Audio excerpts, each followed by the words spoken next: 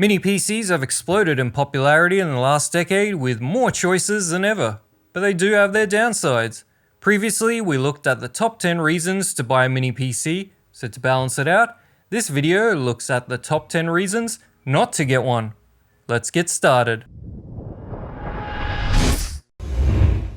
Mini PCs mainly use mobile processors found in laptops, which means they're soldered to the board and not replaceable or upgradable. The great thing about desktop towers is that there's often the option of replacing your CPU with a newer generation with just a BIOS update, thanks to the use of a CPU socket. Desktops also allow for expansion cards, although the smaller you go with the motherboard, the less options you have. With mini PCs, at best you're limited to upgrading the RAM, storage, and the Wi-Fi Bluetooth card. Often, you do have the ability to attach an external graphics card with a performance penalty by the interface used. Some minis even use soldered RAM or SSDs for space savings or more performance, which limits upgradability even further. If you do want a mini PC with the ability to upgrade your CPU and cooler, there are a few options available, such as the ASRock Desk Mini.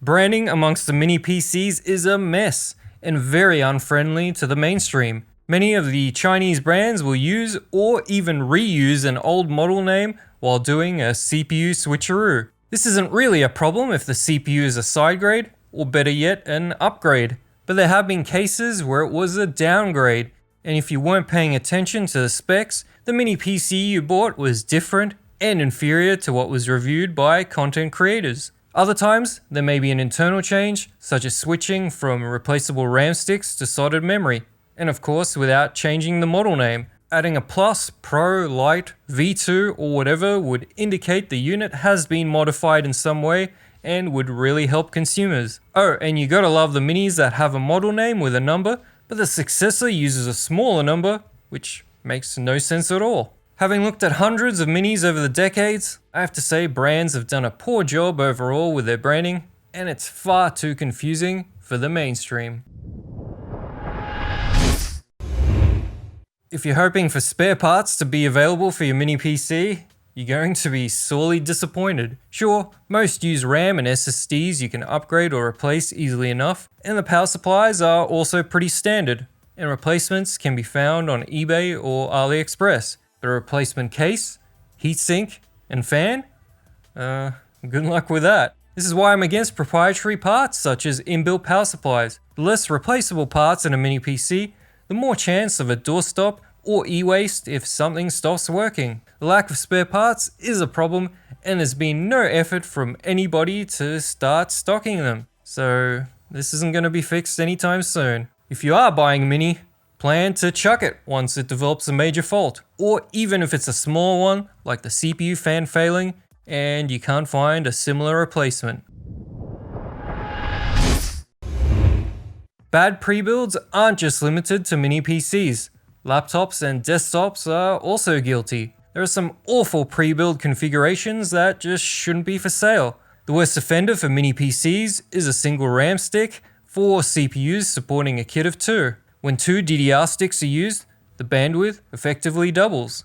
This is essential for CPUs with integrated graphics, commonly used in mini PCs, as they don't have their own fast, dedicated VRAM like desktop graphics cards. With 1 stick of RAM, you'll usually see a massive drop in graphics performance, almost a halving at worst. But that's not all. You'll also see a drop in CPU workloads that require more memory bandwidth. I've asked brands why they do this, and the answer is always for future upgradability. Apparently, someone that buys one of these pre-built units will one day upgrade their RAM by adding another stick. But in the meantime, for however long that takes, every user should suffer lower performance across the board. Sounds fair, not? Complete nonsense and unacceptable. The real reason these configurations exist is that, for example, a 32GB kit of RAM with 2 sticks costs more to source than one 32GB stick.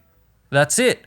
It comes down to penny pinching, and consumers suffer as a result.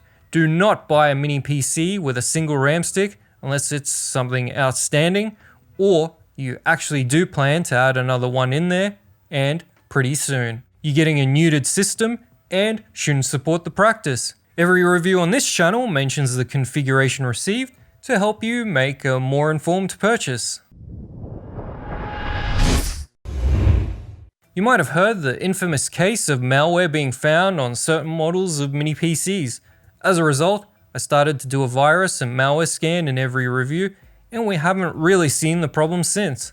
Although, the software has flagged modifications to Windows such as changes in the registry to show all file extensions, and using driver injector software that's also deemed as potentially unsafe. While this is rare, I'd say around 1% of mini PCs we look at, why can't we just get a clean Windows install every time? We're also starting to see brands add pre-installed software they get paid to put on every system. This is common with laptops and also seen with pre-built desktops. All bad for the consumer, but luckily, if you're worried about your OS security or want a clean OS, I do have a video on how to reinstall Windows 11 from scratch on a mini PC, which I'll link at the end of the video.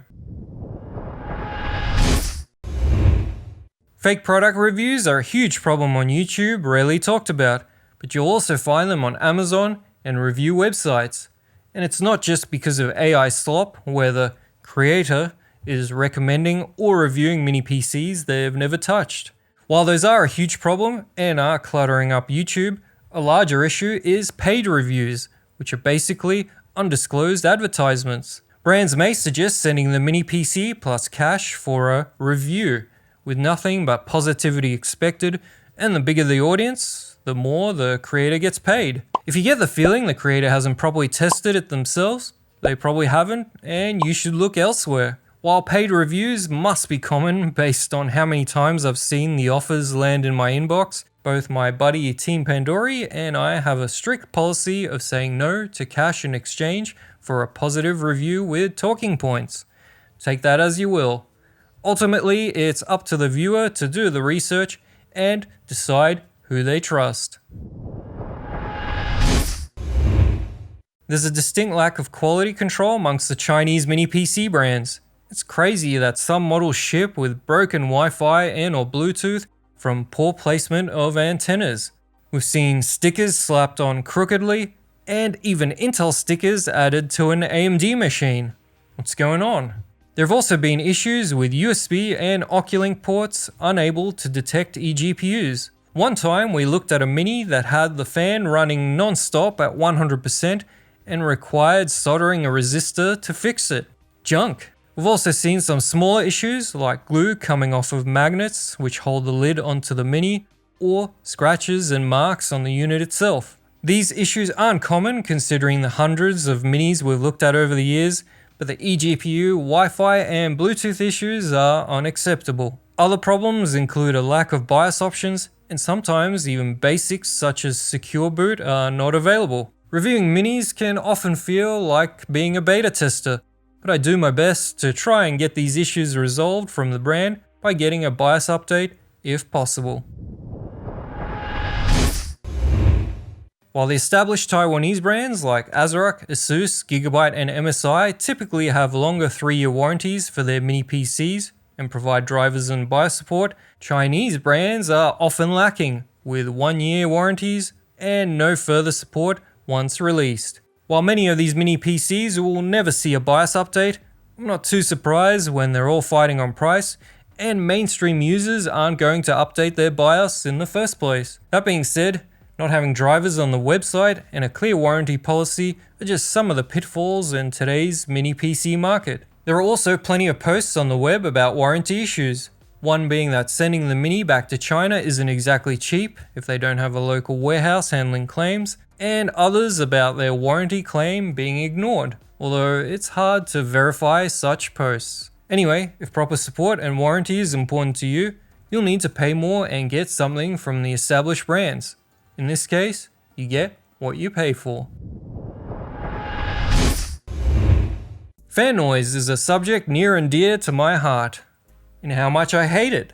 One reason I started the channel in the first place was due to nobody at the time testing mini PCs properly by recording and comparing fan noise results. This is my #1 deal breaker. It could be the best mini PC in the world, but if it sounds like a jet, I'm not interested at all. Far too many mini PCs on the market are noisy under load, and some even when they're idle. While overall I think CPU cooling is better in minis over laptops due to better airflow, fan noise can be just as bad. I know what my noise limit is, but tolerance is different between people and also depends on the pitch of the fan itself, so recommendations are difficult. However, with the noise tests, we can at least see what the average noise level is and which minis are quieter or louder at the same distance under load. Apart from fan noise, cooling is also a mixed bag. There have been many improvements over the years, but some minis still fall very short. In general, mini PCs need some form of cooling such as a fan, heatsink, or airflow for 3 areas: the CPU, NVMe SSDs, and RAM. Like laptops, you'll see many powerful mini PCs hitting 90°C or above on the CPU, which is within normal operating temperature. But you might see some thermal throttling kicking in to keep the temperature there, and this drops performance. Same thing happens with RAM and SSDs. Lack of adequate cooling can cause these components to thermal throttle and reduce their performance. All this is tested in each review and is something to think about in combination with fan noise. There's a huge imbalance between CPU and GPU performance with mobile chips due to various constraints. And while integrated graphics have improved in leaps and bounds, many consumers overestimate their power. I test games on each mini to see how they perform, but there are plenty of titles I would consider unplayable either due to a low frame rate, subpar level of detail, or both. Mini PCs with integrated graphics aren't gaming machines, although yes, you can game on them. Esports and all the titles are mostly fine with a decent iGPU, and enthusiasts will connect a desktop graphics card to the mini PC by USB 4 or Oculink to get some serious gaming power, and this quickly makes the small form factor much larger and less appealing, also more expensive. There's also a performance penalty depending on the interface used. The good news is that the massive chasm between integrated and discrete graphics has narrowed over the decade, but it's still huge, and minis aren't the greatest choice for GPU workloads. There you have it, the top 10 reasons against buying a mini PC, ranging from small issues to deal breakers depending on what your needs are. Those still interested in downsizing their PC can check out my video on the top 10 reasons to buy a mini PC right here. Or if you want to find out how to do a clean Windows install, check out my guide right here. Cheers!